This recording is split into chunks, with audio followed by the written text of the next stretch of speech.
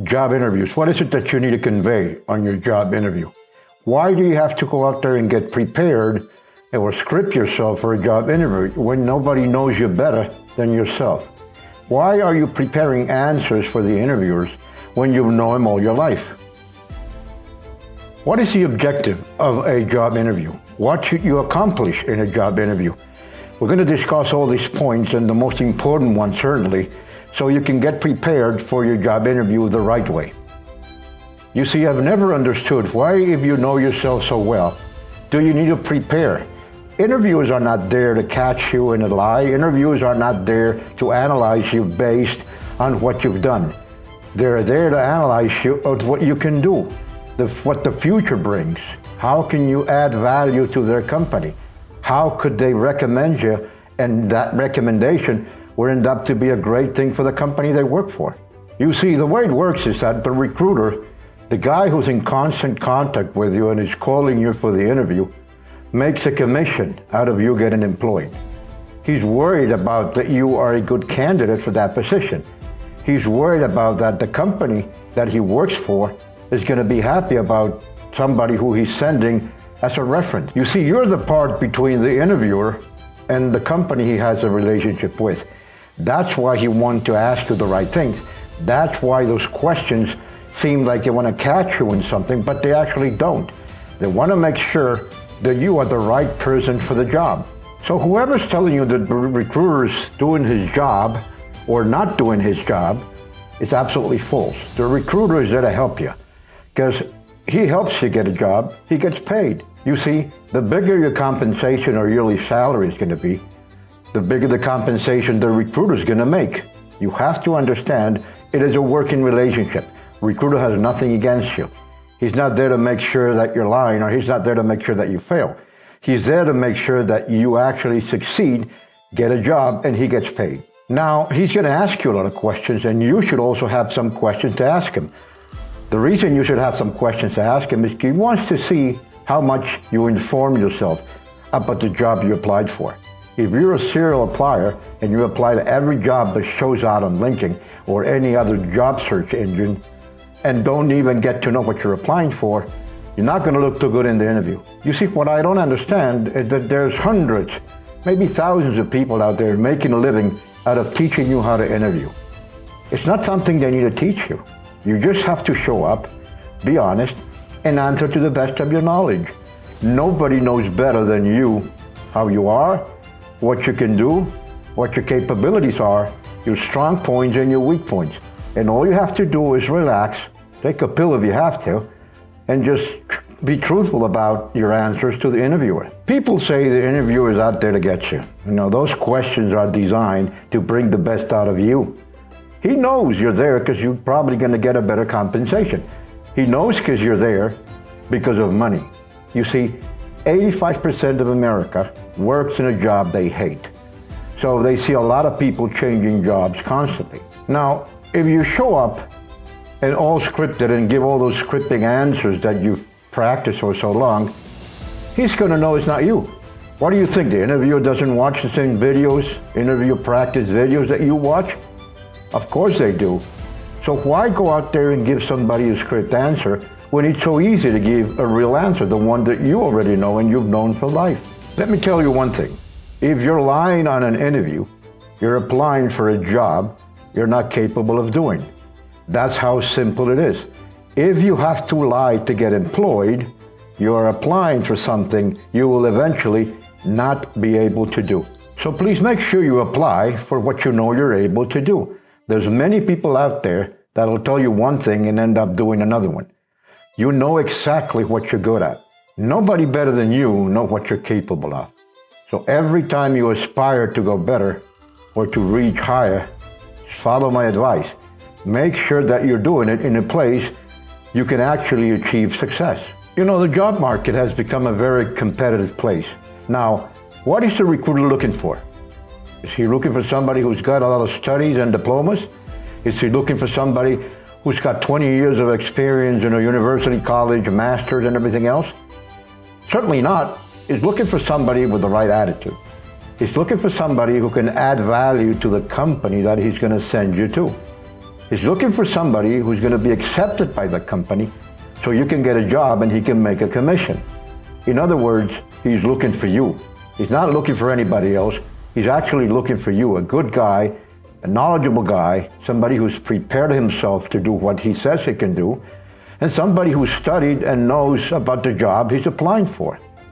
My advice would be, if you have to choose between lying and the truth, tell them the truth. They'll appreciate that a lot more.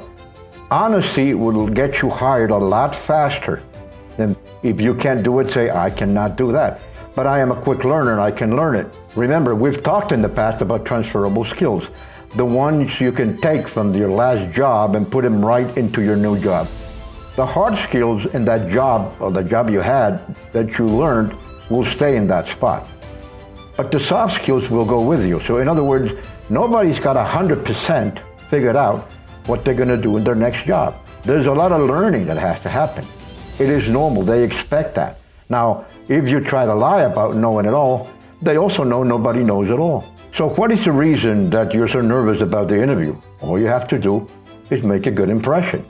How do you make a good impression? The way you dress, the way you respond to answers with the truth, the way your mind is agile and responds to the questions immediately. Remember, always answer the question before telling a story or saying anything else. Recruiters are looking for answers. They're not looking for stories. You know, I compare parenting to a job interview. Nobody gave you a job interview to become a parent. You just went in there and did it, didn't you? Nobody prepared you to be a parent. There's nothing, absolutely nothing that you can learn before you have that kid. You can go through the internet and watch what everybody else did, but every kid, it's a different thing. Every kid is a new and different human being, and you're going to have to learn how to manage that kid out of nowhere. Are you prepared to be a parent? Do you have that knowledge? Of course not. It's going to be learned through whatever becomes your son or daughter. It's going to be learned through their lives experiences and their reactions to what you do. You see, it's the same thing that we've discussed before. You're going to bring some soft skills into parenting because you were once a kid and you had parents that raised you up. But your hard skills, you're going to have to learn during the job while you raise that kid, while you do things and he reacts positively or negatively. The journey is going to be learning constantly, just like when you go into a brand new job. You know it's okay to be nervous, but if you let those nerves influence your answers or your interview, you're going to fail. You have to control the nerves, and you have to be there absolutely making sure that they understand you're the right person for the job. They're going to ask you that question. How do you know you're the right person for the job? Why should I hire you? And it's very simple. All you have to do is show them your speciality. You have something special. Everybody does. Now, make sure that when you tell that to the recruiter, he understands it clearly. So he understands you're somebody that's worth hiring or recommending for that job. Now, we have to talk about the percentages of times that you're going to be interviewed or get hired. It is not a high percentage. There's a lot of people applying for the same job. It doesn't mean that you weren't right for the job. It doesn't mean that you're not able to do it. It even doesn't mean that you don't qualify. It means that the other people that probably express themselves better than you. You can be the best engineer or professional in the market, but if you don't know how to sell that, if you don't know how to transmit how good you are going to fail. Somebody's going to come and take your place. Not that he's a better engineer, not that he's a better doctor, but because you didn't know how to transmit what you really are. And the easiest way to do that is by telling the truth. Go sit down like you were talking to a friend and tell him exactly what you want to tell him. Tell him something that he's going to like, and he's going to realize how special you are, how your mind is agile and will answer immediately with non-scripted answers. How every time you responded with something that falls as right in the recruiter's mind. In conclusion, you shouldn't be nervous about an interview. If you're nervous, it's because of two things, mainly. Because you're going to lie, or because you need the money so desperately you can't concentrate. The reason is you don't know how to sell yourself. Go practice with a friend. Go try and introduce your idea to somebody else. Go try and introduce a product to somebody else and ask them if they'll buy it. If they say yes, that means you did a good job. You were able to transmit the value of a product so much that they're willing to spend money. Talk to your friends. Ask them how they perceive you. If they perceive you as a great person, you're probably going to be great on the interview. If they don't perceive you as a great person and they have some kind of name for you, then you're going to have to change some things. Not because you want to succeed in the interview, but because it's better for you in life. So again, scripted interviews are the worst thing you can do. If you're going to prepare yourself for something, it's prepare to be you. Prepare to be honest. Prepare so you can know how to sell yourself. Prepare so they understand you have something special, because we all do. There's no human being identical to anybody else. So as long as you learn how to, guess where your speciality is, that's the way you're going to learn how to transmit what you think is special in you. You become better as you do it more and more. So don't worry about many no's on interviews, because the more no's you get, the better you're going to get. Now, if you find it hard finding out who you are, I got some advice for you. Go ask your mom and dad. Go ask your parents. Nobody knows you better than your parents. They're going to tell you who you are, what your weaknesses are, what your advantages are, and what your speciality is. So don't be afraid. Go back. I don't care if you're 30, 40, 50, or even 60, if they're alive. Go ask your parents, why am I special, Dad? Once you know that, everything else will come right behind it. All the answers you need, all the expertise you need, all those nerves will disappear, and you will become an excellent salesman of your own speciality and personality.